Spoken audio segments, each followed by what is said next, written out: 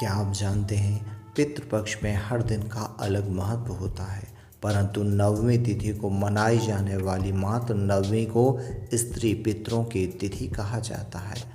यह वह अवसर है जब हम अपनी माताओं, दादियों, नानी और परिवार की समस्त दिवंगत स्त्रियों का स्मरण करते हैं। आज हम आपको बताएंगे मातृ नवमी क्या है, क्यों मनाई जाती है, इसकी पूजा विधि और इसके पीछे की अद्भुत पौराणिक कथा। क्या है मातृ नवमी? मातृ नवमी पितृपक्ष की नवमी तिथि को आती है। इस दिन विशेष रूप से दिवंगत माताओं और स्त्री जाति का श्राद्ध किया जाता है। इसे नवमी श्राद्ध, औदिक नवमी और स्त्री श्राद्ध भी कहा जाता है। यह दिन मातृ शक्ति को स्मरण करने का और मातृ ऋण से मुक्ति का अवसर होता है। आइए इसका महत्व जानते हैं।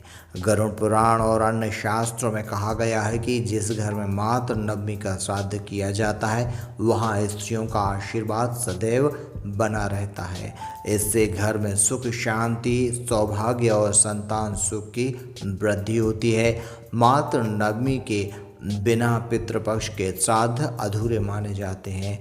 पूजन विधि: प्रातः स्नान कर संकल्प लें, पवित्र स्थान पर दीपक जलाकर पुष्प, तिल, जल और पिंड से तर्पण करें। मंत्र बोले ओम मातृ दैव्याय स्वधा नमः। ब्राह्मण, कन्या या सुहागिन स्त्री को भोजन कराएं, वस्त्र और अन्न का दान करें। क्या करना चाहिए और क्या नहीं करना चाहिए इस दिन? मातृ पितरों का तर्पण, पिंडदान और दान, महिलाओं को वस्त्र, श्रृंगार और भोजन देना, मांगलिक कार्य और उत्सव नहीं किए जाना चाहिए। मांस, मदिरा और तामसिक भोजन भी इस समय नहीं किया जाना चाहिए। महिलाओं को अपमान नहीं करना चाहिए।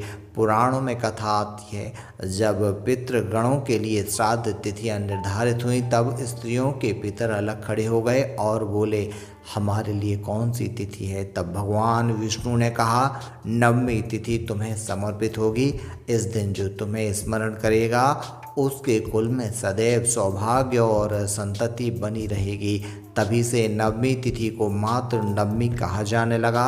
मातृ नवमी केवल श्राद्ध ही नहीं बल्कि मातृ शक्ति के प्रति सम्मान और कृतज्ञता का पर्व है।